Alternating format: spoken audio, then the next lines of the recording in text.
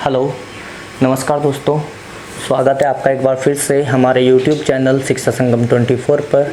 दोस्तों, हम लोग बात कर रहे थे भारतीय राज्य व्यवस्था की, इंडियन पॉलिटी की, और इंडियन पॉलिटी के इस क्रम में हम आ चुके थे राष्ट्रपति तक। और लास्ट लेक्चर में हमने आर्टिकल 54-55 की बात करी थी, तो आज वहां से आगे की हम बात करने वाले हैं और इस राष्ट्रपति के पद को या फिर राष्ट्रपति जो है हमारे, उनको आज समाप्त करते हैं। तो आइए देखते हैं दोस्तों, आर्टिकल 56 क्या कहता है। आर्टिकल 56 कहता है टेन्योर। और हाँ, मैं आपको बता दूं कि इससे पहले हमने राष्ट्रपति के बारे में पढ़ा है, तो एक बार आप पहले वाली वीडियो भी जरूर देख ले, तभी ये चीज़ समझ में आएगी। आर्टिकल 56 कहता है, आर्टिकल 56 में लिखा हुआ है दोस्तों टेन्योर। टेन्योर का मतलब होता है कार्यकाल। कार्यकाल मतलब राष्ट्रपति की पद की जब कोई व्यक्ति शपथ लेता है तो अगले 5 वर्षों तक वह राष्ट्रपति रह सकता है। ठीक है, रह सकता है इसलिए बोला है कि कई बार कुछ कमियां भी होती है, वो खुद भी हट जाता है और कई बार वो हटाया भी जा सकता है, और कई बार ऐसा होता है कि 5 साल पूरे होने के बाद में भी वो रह जाता है। तो उसके कॉज क्या है, उसके कारण क्या है, वो हम जानेंगे। तो दोस्तों, जिसका जो बेसिक होता है वो कितना होता है, वो 5 वर्ष होता है। 5 वर्ष तक कोई भी राष्ट्रपति रह सकता है। लेकिन कभी कभी कुछ केसेस ऐसे होते हैं जिसमें राष्ट्रपति का जो कार्यकाल है पूरा होने के पहले ही, कार्यकाल पूरा होने के पहले ही या तो वो हट जाता है या फिर उसको हटा दिया जाता है, या फिर ऐसा होता है कि कार्यकाल पूरा होने के बाद में भी वह राष्ट्रपति के पद पर कार्यरत रहता है कुछ महीने के लिए। तो वो कैसा होता है, किस प्रकार से होता है, एक बार देखते हैं दोस्तों। तो सामने आपको दिख रहा होगा दोस्तों, बिफोर कंप्लीशन ऑफ टेन्योर, कार्यकाल पूरा होने से पहले। आप लोग नोट करना इसको हेडिंग बना के, कार्यकाल पूरा होने से पहले, बिफोर कंप्लीशन ऑफ टेन्योर। तो 4 बेसिस पे, 4 आधारों पर यहाँ पर क्या होता है, कार्यकाल पूरा होने से पहले भी राष्ट्रपति को हटाया जा सकता है या फिर वो हट जाता है। सबसे पहली चीज और सत्य वचन जो है वो है मृत्यु। अगर कभी भी किसी भी व्यक्ति की मृत्यु हो जाए तो उसके पद का क्या महत्व रह जाएगा, जब वही चला गया, इंसान ही चला गया। तो दोस्तों, राष्ट्रपति, अगर कोई किसी राष्ट्रपति के पद पर बैठे व्यक्ति की मृत्यु हो जाए तो वो ऑलरेडी वहां से बर्खास्त हो गया है। दूसरी बात है दोस्तों रेजिग्नेशन लेटर, वो त्यागपत्र दे सकता है। वो क्या दे सकता है, त्यागपत्र दे सकता है, ये आपको याद रखना है। और सबसे बड़ी बात मैं आपको यहाँ पे बता दूं, ये पूछा जाता है कि राष्ट्रपति अपना रेजिग्नेशन लेटर किसको देता है, अपना त्यागपत्र किसको देता है। ये क्वेश्चन बहुत बार एग्जाम में आया है। तो त्यागपत्र यहाँ पे आप लिख सकते हैं, ये देता है दोस्तों उपराष्ट्रपति को, वाइस प्रेसिडेंट को। और वाइस प्रेसिडेंट हम पढ़ेंगे आगे चल के, वो आपको मिलेगा, हम बहुत सारी बातें उसके बारे में करेंगे। तो खैर, यहाँ से आगे बढ़ते हैं। तीसरी बात है दोस्तों जॉब डिसेबल्ड। जॉब डिसेबिलिटी जब भी होती है तब दिक्कत आती है। अगर कोई व्यक्ति संविधान के अनुसार कार्य करने में या फिर अपने कार्य को पूर्ण रूप से करने में अक्षम हो, सक्षम ना हो, तो फिर दोस्तों वहां पर दिक्कत होने वाली है। वहां से क्या होगा, उसको अपने पद से हटा दिया जा सकता है। कई बार ऐसा होता है कि सब कुछ सही चल रहा है, लेकिन संसद के दिमाग में पता नहीं क्या आया, पार्लियामेंट के दिमाग में पता नहीं क्या आया, और वहां के जो मंत्री परिषद है उन्होंने क्या कर दिया, उसके खिलाफ इम्पीचमेंट कर दिया, महाभियोग कर दिया। अब महाभियोग क्या होता है, ये हम अगली ही बात में आपको बताने वाले हैं। आर्टिकल 61 के बाद में हम इसी के बारे में बात करने वाले हैं। तो दोस्तों, इम्पीचमेंट क्या होता है, हम इसके बारे में पूरी की पूरी बातें पढ़ेंगे। लेकिन इससे पहले एक बात और जान लेना कि महाभियोग, सॉरी ऊपर देखिएगा कि महाभियोग संसद द्वारा चलाया जाता है। अब संसद द्वारा चलाए गए महाभियोग द्वारा ये किसी भी व्यक्ति को उसके पद से बर्खास्त कर सकते हैं, ये आपको याद रखना है। इसके बाद में दोस्तों बात करते हैं आफ्टर कंप्लीशन ऑफ टेन्योर। अगर किसी राष्ट्रपति के पद पर बैठे व्यक्ति का जो कार्यकाल है वो पूर्ण भी हो जाए तो उसके बाद में भी क्या होता है, वह राष्ट्रपति के पद पर बैठे रहते हैं। तो दोस्तों ऐसा कब होता है, ऐसा तब होता है दोस्तों कि जब हमारे देश में जब निर्वाचन नहीं होता। अब निर्वाचन नहीं होने का कारण है इमरजेंसी, आपातकाल। तो जब हमारे देश में आपातकाल होगा तब हमारे देश में संसद के जो सत्र हैं वो भी बंद रहेगा, वो भी ऑफ सीजन रहेगा।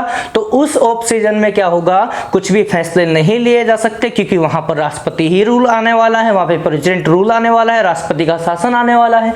तो दोस्तों अकॉर्डिंग टू आर्टिकल 352 अनुच्छेद 352 के अनुसार जब देश में में आपातकाल लगता है, जब देश में आपातकाल लगता है तो दोस्तों उस समय क्या होता है, उस समय जो व्यक्ति पहले से प्रेसिडेंट है वही व्यक्ति अगले कुछ महीने तक, जब तक आपातकाल है और तब तक चुनाव नहीं होता, जब तक वो अपने पद पर लगातार बैठा रह सकता है। तो दोस्तों आपको याद रखना है कि जब भी कभी देश में इमरजेंसी जैसी कुछ व्यवस्थाएं आती हैं तो आपातकाल के दौरान, इमरजेंसी के दौरान क्या होता है दोस्तों, इलेक्शन नहीं होता, निर्वाचन नहीं होता है। और अगर निर्वाचन नहीं होगा तो नए राष्ट्रपति का चुनाव नहीं हो सकता, तो इसलिए पहले वाले से ही उनको काम चलाना पड़ता है। लेकिन इमरजेंसी खत्म होने के बाद में ये प्रेसिडेंट के पद पर वह व्यक्ति कब तक रह सकता है, इसके बारे में थोड़ी सी जानकारी ले लेते हैं। लिखेगा because election does not take place during emergency, क्योंकि आपातकाल के दौरान चुनाव नहीं होता, निर्वाचन नहीं होता। तो आपको याद रखना है कि इमरजेंसी के समय क्या होता है, इमरजेंसी के समय मतलब कोई भी चुनाव व्यवस्था भारत में नहीं होगी, निर्वाचन नहीं होगा, तो वही वाले जो प्रेसिडेंट थे वही आगे तक भी रहेंगे। लेकिन अब सवाल आता है कि यह व्यक्ति कब तक राष्ट्रपति के पद पर आसीन रह सकता है। तो दोस्तों लेकिन but in case of emergency president must be elected with in 6 month. यह आपको याद रखना है। आपातकाल खत्म होने पर 6 माह के अंदर, आपातकाल खत्म होने पर 6 माह के अंदर निर्वाचन होना आवश्यक है। किसका? प्रेसिडेंट का, राष्ट्रपति का। इस बात को नोट कर लेना कि आपात खत्म होने के पश्चात, आपातकाल खत्म होने के पश्चात 6 महीने के अंदर राष्ट्रपति का निर्वाचन होना आवश्यक है। इस बात को आप लोग याद रखेंगे। क्लियर है क्या मेरी बात दोस्तों? अब यहां से आगे चलते हैं और बात करते हैं आर्टिकल 57 की। तो आर्टिकल 57 क्या कहता है देखिएगा, एक राष्ट्रपति का निर्वाचन कई बार हो सकता है। President can be elected any number of times. अर्थात हमें लगता है कि जो हमारे देश के सबसे पहले राष्ट्रपति थे उनका नाम क्या था दोस्तों? डॉक्टर राजेंद्र प्रसाद। डॉक्टर राजेंद्र प्रसाद का निर्वाचन हुआ, उनको राष्ट्रपति बना दिया गया, शपथ ले ली, उसके बाद में फिर कार्यकाल पूरा हुआ, दोबारा से निर्वाचन में भाग लिया, उसके बाद में फिर से जीत गए, फिर से राष्ट्रपति बने। लेकिन तीसरी बार कार्यकाल पूरा होने के बाद जब तीसरी बार नंबर आता है तो तीसरी बार यहाँ पर उन्होंने खुद मना कर दिया और उन्होंने इलेक्शन में भाग ही नहीं लिया। तो जिस व्यक्ति ने इलेक्शन में भाग नहीं लिया तो अब वहाँ से कोई बात नहीं आ सकती है। क्यों? क्योंकि हमें ये लगता था कि अब तक हमारे देश में एक ही व्यक्ति ऐसे हुए जो 2 बार राष्ट्रपति के पद पर रह चुके हैं। ठीक है, तो हमें ये लगता है कि हमारे देश का ये नियम है कि एक व्यक्ति ज़्यादा से ज़्यादा 2 बार ही क्या हो सकता है, राष्ट्रपति के रूप में निर्वाचित हो सकता है। लेकिन ऐसा बिल्कुल भी नहीं है दोस्तों। ये आपको याद रखना है कि डॉक्टर राजेंद्र प्रसाद, जिनकी वजह से आप लोग कहते हैं कि हाँ 2 बार ही चुनाव होता है, 2 बार ही एक राष्ट्रपति, एक व्यक्ति 2 बार राष्ट्रपति के पद पर रह सकता है, तो ऐसा बिल्कुल भी नहीं है। उन्होंने चुनाव में भाग नहीं लिया था और इसका कारण ये है, इसका मतलब ये है कि आगे भी वो चुनाव लड़ सकते थे लेकिन उन्होंने नहीं लड़ा। तो यहाँ पर आपको याद रखना है कि president can be elected any number of times, अर्थात एक राष्ट्रपति का निर्वाचन कई बार हो सकता है। ये आपको याद रखना है। क्लियर है क्या दोस्तों? तो उसके बाद में बात करते हैं दोस्तों आर्टिकल 58 की। आर्टिकल 58 अनुच्छेद 58 क्या कहता है? अनुच्छेद 58 कहता है क्वालिफिकेशन, योग्यता। अब क्या क्या एबिलिटीज होनी चाहिए किसी को भी राष्ट्रपति बनाने के लिए, फिर बनने के लिए? तो दोस्तों सबसे पहली बात एबिलिटी, योग्यता। एक सबसे बड़ी दिक्कत यह है कि भारत का जो राजनीति तंत्र है, राजनीति तंत्र में सबसे बड़ी और सबसे मुख्य जो कमी है वो है पढ़ाई लिखाई। यहाँ पर कहीं पे भी संविधान में इस चीज़ का वर्णन नहीं किया गया कि किसी भी व्यक्ति को अगर किसी पद पे आसीन होना है तो उसके लिए ये योग्यता है, इतना पढ़ा लिखा होना चाहिए, इतना ये सब कुछ होना चाहिए। नहीं दोस्तों, तो पढ़ाई लिखाई ना होना यहाँ पर बहुत सारी दिक्कतों का सामना आज उसी क्रम में भारत में करना पड़ रहा है। क्योंकि जिस समय हम बात करते हैं भारतीय संविधान लागू हुआ था और देश आज़ाद हुआ था और देश में नए नए निर्वाचन हो रहे थे, तो उस समय के वहाँ पर उस समय के दौरान क्या था दोस्तों, सभी लोग पढ़े लिखे थे लगभग, तो उस समय वो स्थिति को संभाल लिए। लेकिन आज के समय में बहुत सारी दिक्कतों का सामना करना इस समाज को करना पड़ रहा है। ठीक है, और वो उसका पीछे का कारण क्या है? सिर्फ पढ़ाई लिखाई, साक्षरता। जो आदमी 8वीं पास है, 10वीं पास है, शिक्षा मंत्री बने बैठे हैं, बताओ क्या देश का क्या होगा। खैर छोड़ो, आ जाओ आगे। क्वालिफिकेशन योग्यता की बात करते हैं। तो नीचे की तरफ दिख रहा होगा दोस्तों, यहाँ पर आपको सिटीजन ऑफ इंडिया, कोई भी व्यक्ति को अगर राष्ट्रपति के पद पर आसीन होना है तो सबसे पहले उसको क्या होना है दोस्तों, सबसे पहले उसको राष्ट्रपति के लिए उसकी जो योग्यता है वो है भारत का नागरिक होना। तो दोस्तों आपको यहाँ से याद रखना है कि कोई भी व्यक्ति भारत के किसी भी सरकारी पद पर अगर नियुक्त होना है तो उसको क्या करना है दोस्तों, उसके लिए भारत का नागरिक होना जरूरी है। और यहाँ पर आपको मैं सबसे पहले भी बता चुका हूं इससे पहले लेक्चर में कि राष्ट्रपति is the first citizen of India, राष्ट्रपति भारत का प्रथम नागरिक होता है, भारत के प्रथम नागरिक होते हैं, आपको याद रखना है। उसके बाद में दूसरी जो शर्त है दोस्तों वो क्या है कि ओवर 35 ईयर ओल्ड, 35 वर्ष की आयु पूर्ण कर चुका हो, 35 वर्ष की आयु पूर्ण कर चुका हो, ये आप यहाँ पे लिखेंगे। उसके बाद में तीसरी बात है दोस्तों, has the ability to become a member of Lok Sabha. तो दोस्तों लोकसभा का सदस्य बनने की योग्यता रखता हो। अब लोकसभा का सदस्य बनने की योग्यता जो है दोस्तों वो सब चीजें हम पढ़ेंगे आगे चल के, जब हम लोकसभा और राज्यसभा पढ़ेंगे या फिर मंत्री परिषद की हम बात करेंगे, वहां पर भी इसके बारे में बहुत सारी बातें करने वाले हैं। इसके बाद में दोस्तों हम बात करते हैं कि कोई भी व्यक्ति है अगर किसी भी लाभ के पद पर आसीन है, कोई सरकारी नौकरी से अगर वो संबंधित है तो दोस्तों उसको या तो वहां से अपना त्याग पत्र देना होगा, नौकरी को छोड़ना होगा, तब वो यहाँ पर आ सकता है, क्योंकि उस पद पर रहते हुए, उस पोस्ट पर रहते हुए वो कभी भी राष्ट्रपति नहीं बन सकता। तो इसमें लिखा हुआ है कि किसी भी लाभ के पद पर न हो। हाँ पहले से था तो चलेगा, लेकिन उस समय नहीं होना चाहिए जिस समय इलेक्शन लड़ रहा है या फिर शपथ लेगा। क्लियर है क्या दोस्तों? तो आइए यहाँ से आगे बढ़ते हैं और बात करते हैं शपथ की। आर्टिकल 60 में बात करी गई है और शपथ की बात की गई है। It is not mentioned in 3rd schedule. इसका मतलब क्या है? इसका वर्णन अनुसूची 3 में नहीं है, लिख लेना। इसका वर्णन अनुसूची 3 में नहीं है। और अनुसूची 3 में हम क्या पढ़ते हैं? सभी की शपथ, आगे जाके पढ़ेंगे भी, लेकिन वहां पर खाली राष्ट्रपति की शपथ नहीं आती है, ये आपको याद रखना है। ये पूछा जाएगा कि जो आपका अनुसूची 3 है, शेड्यूल 3 है, शेड्यूल 3 में किस पद की शपथ का वर्णन नहीं है, उसको उल्लेख नहीं किया गया है, तो वो राष्ट्रपति का शपथ है दोस्तों, जिसको अनुसूची 3 में शेड्यूल 3 में मेंशन नहीं किया गया है।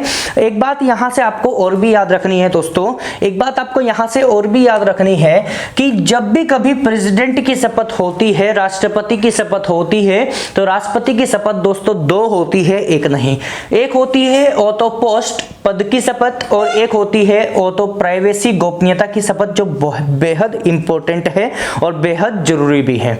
तो दोस्तों पद की शपथ हो गई और एक गोपनीयता की शपथ हो गई, ऐसा ना हो, क्योंकि देखिए जो हमारी मिनिस्टर काउंसिल है, मिनिस्टर काउंसिल का व्यक्ति तो नहीं होता, उसका एक मेंबर तो नहीं होता है प्रेसिडेंट, और दूसरी बात सारे के सारे काम करता है उन्हीं की सलाह पर। तो हो सकता है कि कुछ ना कुछ बात ऐसी है जो उस पार्टी की, उसकी अंदर की बात है, और कुछ वहां पर मंत्री परिषद के सामने ये बात आई, लेकिन उसमें कहीं ना कहीं किसका, प्रेसिडेंट का भी इन्वॉल्वमेंट था, तो वो बात कहीं ना कहीं लीक ना हो जाए, तो इसलिए क्या होता है, गोपनीयता की भी शपथ इनको दिलाई जाती है। लेकिन गोपनीयता की जो शपथ है या फिर पद की जो शपथ है, या फिर कह सकता हूं कि राष्ट्रपति की जो शपथ है, वो दिलाता कौन है? तो राष्ट्रपति की शपथ दिलाता है सुप्रीम कोर्ट का चीफ जस्टिस, सुप्रीम कोर्ट का, सर्वोच्च न्यायालय का मुख्य न्यायाधीश, ये आपको याद रखना है। लेकिन एक चीज और भी है, आप लोग कहेंगे कि यदि सुप्रीम कोर्ट का चीफ जस्टिस नहीं है, अब्सेंट है, तो दोस्तों उनकी अनुपस्थिति में ये काम को कौन करेगा? तो उसी सुप्रीम कोर्ट का कोई सीनियर मोस्ट जज जो होगा, जो सबसे वरिष्ठ जज होंगे, वही क्या करेंगे दोस्तों, वही वही राष्ट्रपति को शपथ दिलाएंगे, इतना आपको याद रखना है। तो दोस्तों अब बात करते हैं यहाँ से आगे की, देखिए क्या है। तो दोस्तों देखते हैं आर्टिकल 61 क्या कहता है। आर्टिकल 61 में दोस्तों जिक्र किया गया है इम्पीचमेंट का, महाभियोग का। दोस्तों महाभियोग क्या है, सबसे पहली बात तो ये जान लेते हैं।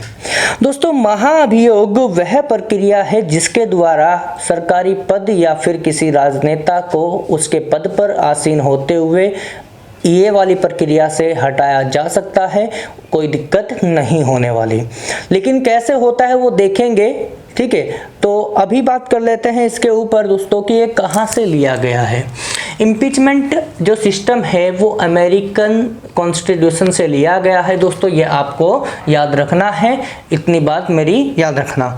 उसके बाद में इम्पीचमेंट की प्रक्रिया किस प्रकार से जारी होती है तो देखिएगा, जब कोई व्यक्ति संविधान के अनुसार कार्य न करे, व्हेन समवन वर्क्स अनकॉन्स्टिट्यूशनली, जब कोई संविधान के अनुसार कार्य न करे तो क्या होता है दोस्तों, तब दिक्कत होने वाली है। Then in that case the parliament starts the process of impeachment. तो इस स्थिति में संसद द्वारा महाभियोग की प्रक्रिया चलाई जाती है या शुरू की जाती है। जब कोई संविधान के अनुसार कार्य ना करे तो इस स्थिति में संसद द्वारा महाभियोग की प्रक्रिया चलाई जाती है। लेकिन एक बात आपको याद रखनी है, किसी भी व्यक्ति के खिलाफ, किसी भी व्यक्ति के विरुद्ध अगर महाभियोग चलाना है तो दोस्तों उस व्यक्ति को या फिर राष्ट्रपति को आपको 14 दिन पहले ही इत्तला करनी होगी, 14 दिन पहले ही उसको बताना होगा कि ऐसा हम करने वाले हैं, ठीक है। तो 14 दिन पहले बताना होगा, अगर आप 14 दिन पहले नहीं बताया तो फिर उसके लिए भी दिक्कत हो जाती है। खैर आइएगा आगे बढ़ते हैं कि किस प्रकार से। तो जो हमारी दोस्तों पार्लियामेंट है, जो संसद है, हमारी संसद के होते हैं 2 सदन, एक होता है लोकसभा, एक होता है राज्यसभा। क्लियर है क्या मेरी बात? संसद के 2 सदन होते हैं, एक होता है लोकसभा, एक होता है राज्यसभा।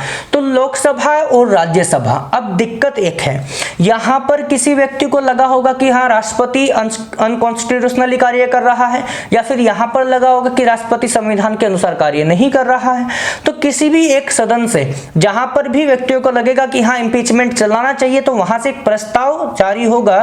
तो दोस्तों उस प्रस्ताव को सबसे पहले उसी सदन के 1/4 1/4 मेंबर सबसे पहले उस प्रपोजल को ही स्वीकार करेंगे, उस प्रस्ताव को ही एक्सेप्ट करेंगे दोस्तों।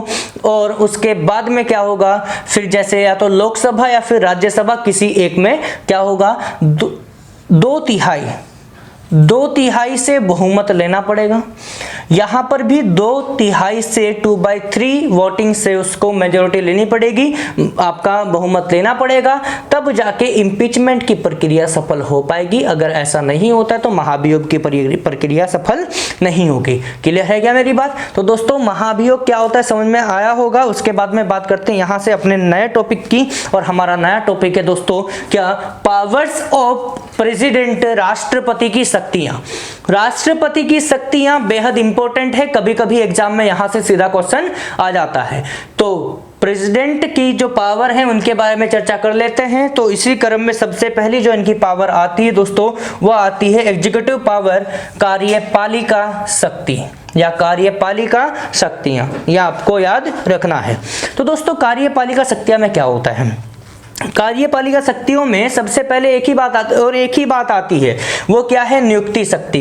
इसको आप अपॉइंटमेंट पावर कह सकते हैं, इसको आप नियुक्ति शक्ति कह सकते हैं, क्योंकि एग्जीक्यूटिव कार्यकारी जो सिस्टम है या शक्ति है उसके अनुसार इसको अपॉइंटमेंट करने की शक्ति प्राप्त है, इनको नियुक्ति करने की शक्ति प्राप्त है। और जिस प्रकार से आर्टिकल 75 फर्स्ट के अनुसार ये भारत के प्रधानमंत्री को शपथ दिलाते हैं, उनकी नियुक्ति करते हैं, इसी प्रकार से पूरी मिनिस्टर काउंसिल, अटॉर्नी जनरल जिसको महान्यायवादी कहते हैं, सुप्रीम कोर्ट के चीफ जस्टिस हुए, इधर से हाई कोर्ट के चीफ जस्टिस हुए और कैग इत्यादि हुए, इन सबको शपथ कौन दिलाते हैं, तो इन सबको शपथ दिलाते हैं दोस्तों प्रेसिडेंट साहब। और ये कौन सी पावर हुई, कार्यपालिका शक्तियां के अनुसार आती है। क्लियर है क्या मेरी बात? अब यहां से आगे देख लेते हैं दोस्तों। एक चीज होती है अध्यादेश, क्या होता है अध्यादेश, जिसको इंग्लिश में हम कहेंगे ऑर्डिनेंस। क्या कहेंगे, ऑर्डिनेंस। अध्यादेश का मतलब क्या होता है दोस्तों, अध्यादेश का मतलब होता है बिल के समान आदेश। क्या होता है दोस्तों? बिल के समान आदेश। अर्थात एक जब कभी देश में संसद का सत्र का ऑक्सीजन होता है, बंद रहता है, तो दोस्तों उस समय क्या है, जैसे आपका चुनाव नहीं हो रहे हैं या चुनाव की प्रक्रिया चल रही है और संसद का जो सत्र है वो बंद है, तो उस समय राष्ट्रपति के अनुकूल ही सारी की सारी पावर्स आ जाती हैं। तो अब उसी बीच में राष्ट्रपति को कोई बिल लाना पड़ा। अब संसद में अगर कोई बिल आता है, विधेयक आता है तो उसको हम विधेयक ही बोलते हैं, जो बाद में जाके एक्ट बन जाता है पारित होते ही, पास होते ही। लेकिन जब कभी ऐसी संसद के पार्लियामेंट के ऑफ सीजन में जब राष्ट्रपति को एक बिल लाना होता है तो उसको कहा जाता है बिल के समान आदेश, अध्यादेश उसका कहा जाता है, ऑर्डिनेंस उसको कहा जाता है। तो आर्टिकल 123 का यूज करके, आर्टिकल अनुच्छेद 123 का यूज करके, उपयोग करके राष्ट्रपति अध्यादेश जारी कर सकता है और यही प्रक्रिया राज्यपाल द्वारा भी लागू हो सकती है। तो राज्यपाल आर्टिकल 213 का यूज करके ऑर्डिनेंस जारी कर सकता है, अध्यादेश जारी कर सकता है। अब आप लोग समझ रहे होंगे कि राष्ट्रपति द्वारा जो ये बिल पास किया गया है या फिर लागू किया गया है कि ये हमेशा रहेगा, ऐसा निश्चित नहीं होता है कि ये हमेशा रहे, लेकिन कभी कभी ऐसा हो जाता है कि रह जाता है। इसकी प्रक्रिया क्या है कि जब भी कभी राष्ट्रपति के द्वारा कोई भी अध्यादेश जारी किया जाता है तो ये कब होगा? जब संसद का, पार्लियामेंट का सीजन ऑफ होगा।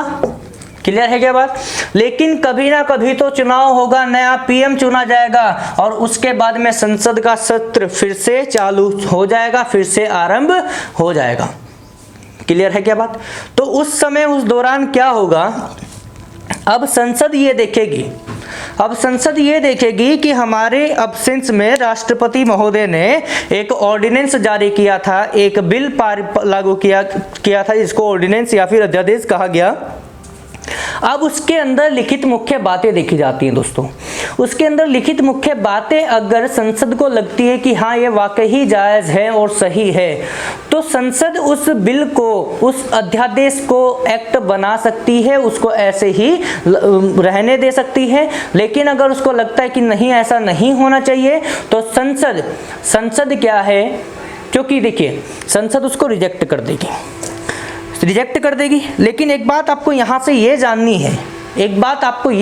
है, कि कितने दिनों तक ऐसा हो सकता है कि उस अध्यादेश को विधेयक बनाया जा सकता है, कोई बिल बनाया जा सकता है या फिर उसका फिर बाद में एक्ट बनाया जा सकता है। तो दोस्तों आपको याद रखना है, समय होता है 3 वीक का।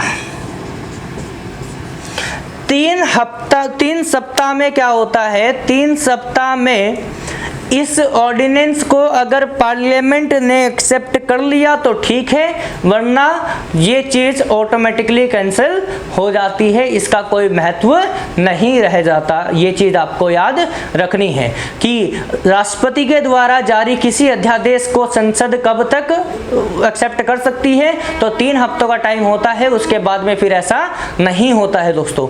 तो आइए देखते हैं इससे अगली शक्ति। तो दोस्तों देखते हैं दूसरी पावर। एक आता है विधायी शक्तियाँ, लेजिस्लेटिव पावर, विधायी शक्तियाँ। विधायी मतलब कानून बनाने की शक्ति। ठीक है दोस्तों, कानून बनाने की शक्ति। अब आपको बताया था कि कानून बनाना होता है विधायिका का काम और उनको लागू करना होता है कार्यपालिका का काम। तो दोस्तों क्या प्रेसिडेंट को भी कानून बनाने का अधिकार है? तो बिल्कुल है, लेकिन वो किस रूप में है? अब देखिएगा, थोड़ा सा समझता है। हमारी पार्लियामेंट में, हमारे संसद में जब भी कोई विधेयक आता है और वो एक्ट तभी बनता है जब प्रेसिडेंट उसको अप्रूव कर दे, प्रेसिडेंट उसको वेरीफाई कर दे। तो कोई भी बिल अगर, देखिए कोई बिल अगर उठा, कहाँ से चला? राज्यसभा से। तो राज्यसभा से लोकसभा जाएगा, लोकसभा से फिर वो कहाँ जाएगा? सीधा प्रेसिडेंट के पास में जाएगा। तो प्रेसिडेंट में क्या होगा? प्रेसिडेंट के पास में 3 चीज़ें हैं। सबसे पहली चीज़, या तो उसके ऊपर खाली वो हस्ताक्षर कर दे, सिग्नेचर कर दे, चलो भाई ठीक है। या फिर हो सकता है उसमें उसने पढ़ा कि क्या क्या चीज़ें हैं कि हाँ सही है या नहीं है, या फिर उसको लगा कि थोड़ा बहुत पुनर्विचार करने की जरूरत है, तो वो उनको कहता है कि एक काम करें कि आप रिकंसिडरेशन के लिए इसको मैं वापस कर रहा हूं और आप इसके ऊपर पुनर्विचार घर पे जाके कीजिएगा और दोबारा से फिर लेकर आइएगा। और अगर काम नहीं चलता तो भाई साहब वीटो पावर का यूज करके उसको क्या करता है, डस्टबिन में डाल देता है कि ये लो, ये पड़ा तुम्हारा बिल, बस काम खत्म। तो यहाँ पर प्रेसिडेंट की पावर समझ में आई। जब तक प्रेसिडेंट अप्रूवल नहीं देगा तब तक कोई बिल एक्ट नहीं बनेगा, अधिनियम नहीं बनेगा, इतना आपको याद रखना है। और वो किस प्रकार से करेगा, या तो सिंपल हस्ताक्षर कर दे तो कोई दिक्कत नहीं, या फिर कभी कभी पुनर्विचार के लिए भेज सकता है, या फिर उसको बिल्कुल ही रिजेक्ट कर सकता है, कैंसिल कर सकता है। ये वीटो पावर उसका है। क्लियर है क्या मेरे भाई। अब यहां से बात करते हैं तीसरी पावर की। तीसरी पावर है दोस्तों जुडिशियल पावर, न्यायिक शक्तियां। जो न्यायिक शक्तियां हैं दोस्तों, इसके अंतर्गत हम एक बात पढ़ेंगे। आर्टिकल 72 कहता है प्रेसिडेंट जो है, राष्ट्रपति जो है, राष्ट्रपति जी सुप्रीम कोर्ट और हाई कोर्ट के चीफ जस्टिस का क्या करते हैं, नियुक्ति करते हैं। तो आप लोग यहाँ पे लिख भी लेना, प्रेसिडेंट जो है, राष्ट्रपति जो है, राष्ट्रपति सुप्रीम कोर्ट तथा हाई कोर्ट के मुख्य न्यायाधीशों की क्या करते हैं, नियुक्ति करते हैं। ये आपको याद रखना है। दूसरी बात यहाँ पर क्या है, आर्टिकल 72 ही कहता है पावर ऑफ पैरडन, समाधान शक्ति। किसी भी व्यक्ति की सजा को कम करने का जो अधिकार है, या फिर जो सजा है उसको पूर्ण रूप से खत्म करने का जो अधिकार है, वो केवल और केवल राष्ट्रपति जी के पास में है। अगर किसी व्यक्ति को मृत्युदंड भी अगर दिया गया है न्यायालय द्वारा, अदालत द्वारा, तो दोस्तों इसके पावर, इतनी पावर होती है इसके पास में, राष्ट्रपति जी के पास में, कि उस मृत्युदंड को ये जीरो में बदल सकते हैं, उसको मृत्युदंड बिल्कुल माफ कर सकते हैं। तो इस प्रकार से सजा कम करना, या फिर सजा को का जो प्रक्रिया है उसको बदल देना, प्रवृत्ति को बदल देना, है ना, या फिर सजा को बिल्कुल ही खत्म कर देना, तो ये सब चीजें कहाँ पे आती है, पैरडन में ही आती है। क्लियर है क्या मेरी बात। उसके बाद में क्या है, आर्टिकल 43 हम आगे जाके पढ़ने वाले हैं। आर्टिकल 43 क्या कहता है, आर्टिकल 43 कहता है कि right to take judicial advice, राष्ट्रपति को न्यायिक सलाह लेने का अधिकार, राष्ट्रपति को न्यायिक सलाह लेने का अधिकार है। और ये अधिकार उसको कौन देता है, तो आर्टिकल 43 देता है। ये कहां पर आ जाएगा, जुडिशियल पावर में आ जाएगा, न्यायिक शक्तियों में आ जाएगा। इतना आपको याद रखना है। क्लियर है क्या। बात करते हैं चौथे नंबर पे, मिलिट्री पावर, सैन्य शक्ति। सैन्य शक्ति में क्या रोल है प्रेसिडेंट का, तो आपको याद रखना है। जो राष्ट्रपति होते हैं, राष्ट्रपति तीनों सेनाओं के प्रमुख होते हैं, राष्ट्रपति तीनों सेनाओं के प्रमुख होते हैं। President is the head of defence आर्मीज या ऑल थ्री आर्मीज। आपको ये याद रखना है कि राष्ट्रपति तीनों सेनाओं के प्रमुख होते हैं। President is the head of all three आर्मीज। इसके बाद में बात करते हैं दोस्तों डिप्लोमेटिक पावर की। इसके बाद में बात करते हैं डिप्लोमेटिक पावर, राजनयिक शक्तियां। राजनयिक शक्तियां यहाँ पर क्या है दोस्तों, तो देखिएगा, हमारे देश में कुछ राजदूत होते हैं जो दूसरे देश में जाते हैं, और कभी कभी दूसरे देशों के राजदूत हमारे देश में आते हैं, एम्बेसडर जिनको कहा जाता है। तो दोस्तों प्रेसिडेंट क्या करता है, भारत से बाहर, भारत के बाहर भारत के राजदूतों की नियुक्ति करता है। Appointment of Indian ambassador outside of India, Bharat के बाहर भारतीय राजदूतों की नियुक्ति करता है।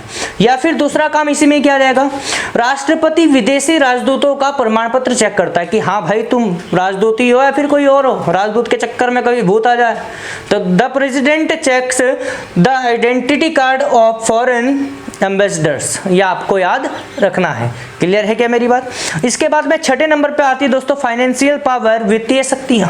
वित्तीय शक्तियों में आप लोग देखना, financial bills are not passed in parliament without the permission of president. ये आपको याद रखना है दोस्तों कि financial bills are not passed in parliament without the permission of president. संसद में कोई भी वित्तीय विधायक बिना राष्ट्रपति की अनुमति के पास नहीं हो सकता। इतना आपको याद रखना है कि संसद में कोई भी वित्तीय विधायक बिना राष्ट्रपति की अनुमति के नहीं आ सकता, पास नहीं हो सकता। इतना आपको याद रखना है। इसके बाद में दोस्तों इसमें देखते हैं यहाँ से इनकी अंतिम पावर क्या है, और वो है आपातकाल वाली, इमरजेंसी वाली। तो उसमें देखते हैं कि क्या बातें होने वाली है। तो दोस्तों देखते हैं इमरजेंसी पावर, आपातकालीन शक्तियाँ क्या होती हैं। आपातकाल जब भी कभी देश में लगता है दोस्तों तो हमेशा प्रेसिडेंट रूल होता है और इसीलिए यहाँ पर इसकी आपातकालीन शक्तियों का जिक्र किया गया है। एक्चुअली होता क्या है दोस्तों, आर्टिकल 352 कहता है, अनुच्छेद 352 कहता है कि जब भी कभी युद्ध होता है, जब भी कभी वॉर होता है या कभी विदेशी आक्रमण होता है, विदेशी आक्रमण होता है, तो या तो युद्ध हो या फिर फॉरेन अटैक, विदेशी आक्रमण हो, जैसे 1962, 1971 और अन्य डेटों में भी हो चुका है। तो दोस्तों उस समय क्या होता है, राष्ट्र में लग जाता है राष्ट्रपति शासन और देश की सारी बागडोर आ जाती है किसके हाथों में, राष्ट्रपति के हाथों में। देश पर शासन कौन करता है, राष्ट्रपति करता है।